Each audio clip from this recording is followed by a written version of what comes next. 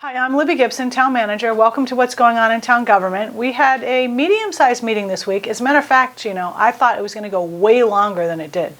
So I went to the Nantucket High School boys varsity hockey game, thinking that I would easily get back in time before all the big stuff came up at the board meeting.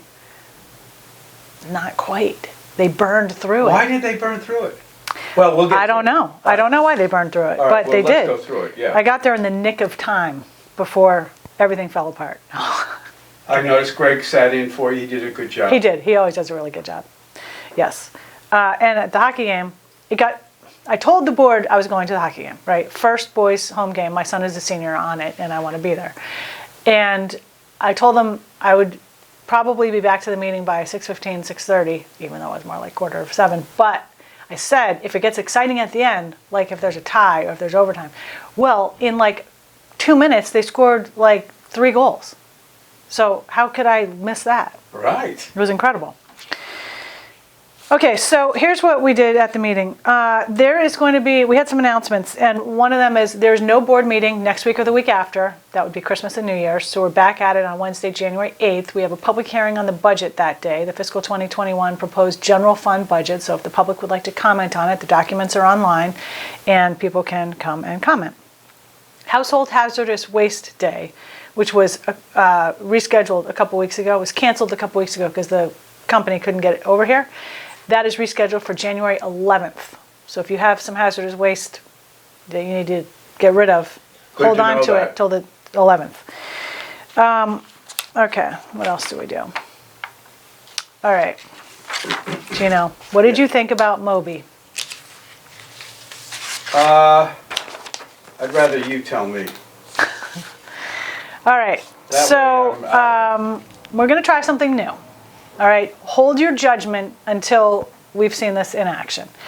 We are going to have a trash sculpture / coastal litter display / trash receptacle at Surfside Beach this summer. Is going to be shaped like a whale, and its name is Moby. Oh, that's a great idea. Looks like this. You see that? Well, okay, so I don't want to spend a lot of time on this, but Moby's head is going to be where you put beach litter. His middle is where you're going to put all your regular trash that you would normally put in the trash cans that are there, which will, by the way, still be there. But you don't see that part. You only see the plastic through the... That's covered. Yeah, this is covered. Yeah, okay. And then the tail is the coastal litter display. So that's a static display, and the idea is that the trash gathers, so you can just see what types of trash washes up constantly on the beaches. Idea. And then his tail is a bus shelter. I forgot about that part. It's a bus shelter also.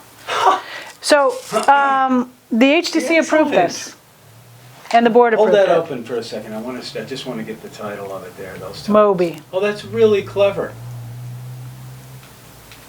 Now, who did this? Was Scott involved? Well, yes. Good Scott was involved. Scott Leonard from the Marine Mammal Stranding team. Yeah. And he convinced DPW that this would be a great idea because he's out on the beach a lot and he sees all this litter everywhere. And this sort of thing, a Moby-like structure, if not Moby itself, is cropping up in places, coastal places. Yeah, so it's a great he saw idea. it somewhere and then looked it up online, and we saw a whole bunch of examples. So I'm going to be honest about this. I'm kind of lukewarm about Moby. Why? Well, I just think it's large and right there. I don't know. You know what? I'm kind of worried Here's about what's gonna vandalism. happen. It is large. It may, the thing is that it's going to look a little empty at times. Yeah. Especially when you clear it out. Yes. Now, I think when you throw all the stuff into the tail end that comes off the beach, that'll look pretty cool. Yeah. And it would be good for people to see all that stuff. The stuff in the head, if it gets taken out, you got to keep some of it in there. Yeah, but we don't want That's plastic. But we got to be careful about it because we don't want it to smell, and we don't want it to become, a nuisance of any kind. So we're just going to keep an eye on it, and I'm completely willing to try it. But it's still a good thing that people need to be aware of, and it just helps. It's a raise awareness kind of a thing. Yeah, sure. So we talked about, so that's also what happened there. The Concom has one vacancy, and there are some applicants, and so the board interviewed them, and they talked about their applications. We had a couple of real estate matters. We had a whole bunch of utility petitions, like 7, and one of them got withdrawn. And then we had a public hearing to amend the bulk fuel storage license held by Harbor Fuel and Winthrop down at the tank farm. There's 11 tanks down there. 9 of them are getting decommissioned because, of course, we have the out-of-town tank farm now. Sidebar, that is the result of a 30-plus year effort to have the tank farm out of town, underway now. I believe we're using that now, not we, Harbor Fuel. And anyway, the 2 tanks remaining are going to be for boat fueling down on the harbor. They are going to keep those? Yeah, for now anyway, yeah. And eventually, when Harbor Place is redeveloped, they may move around and become, I don't know, move around. Sure. I hate to bring this up, but there were some more fee increases approved at a public hearing for the commercial landfill user fees. This is a fee. This is for the businesses like restaurants, guest houses, offices. They all pay a commercial landfill fee, and it went up by. It was authorized to be increased by 2%, and we try to increase this fee by about the CPI, Consumer Price Index, every year or so. I think we last did it 2 years ago. We had our annual public hearing to renew all of the annual licenses, liquor, entertainment, all that. Then the board talked about a pilot micromobility bike share program, which they had talked about maybe a month ago, and agreed, yes, we are going to try a pilot program for this type of business. And so town admin, through the help of the licensing coordinator and the transportation planner, came in with proposed requirements for this program. So the idea is that we post our requirements, we let people know we're accepting applications for this pilot program, 1 license. Somebody will apply, their application will be reviewed, maybe more than one person will apply. Their application will be reviewed against this checklist of what they're required to do for the program, and somebody will be picked at a board meeting, probably the beginning of February, I think it was, or maybe it was the end of January. I can't remember right this moment, but it's all going to be online. And then they're going to start doing this thing over the summer. So we'll see how it works. So it's a bunch of words, micro-mobility bike share program. But basically, it's bikes that, say you don't have a bike and you want to go to Cisco Beach from downtown. You'd locate the bike, you'd rent it with your credit card or an app, and you would take the bike out to Cisco Beach, and say you don't want to ride back. You could take a cab back or walk back, whatever. Get back a different way, but leave the bike there. On the bus? I think you could, yes. You could put the bike on the bus. Right, you could do that if you wanted to, keep it. But you could also leave it out there. Well, I don't know exactly if We don't know Cisco where Beach. this That was. was a fake example, but Yeah. there would be designated areas. That's one of our requirements. There must be designated areas where the bikes are picked up and left. You can't just leave it on the sidewalk, like they do in some other places. We don't want that. They have to be left in a designated spot. So it's possible that somebody will not leave it in the designated spot, in which case the operator must come and get it pronto, and they will be notified to do that. But also they'll be on like a GPS sort of a thing, so he will know whoever. Well, I think this is another one of our requirements. Will know if a bike is not left in its designated spot, and they will have to come get it. We don't know who that person is yet. We don't know yet because they're going to have to apply, but there's some interest in it. At least 2-3 groups. All right, then we reviewed the budget again from our presentation that we gave to the board last week, and again the public hearing is next week on January 8th. We also reviewed 2020 annual town meeting warrant articles. So I've been giving the board about every few weeks an update of where we are with town-sponsored articles. So we talked about that status of that, and I need to have a draft warrant to them by the 8th. And they were going to review it again every week in January until the 22nd, at which time they are adopting it. And if you are somebody out there thinking, oh, gee, I have this great idea for a warrant article, maybe I should submit it. Don't. Citizen warrant articles have come and gone, the deadline. We have 53 of them. And we can't take any more articles right now. Of course, if it's an emergency. You can do it for next year. Potentially we may, I hated to even say this, maybe I shouldn't. You already did. We may be having a special town meeting in the fall. May, not will, may. So that could be another opportunity. What would that be on? Maybe.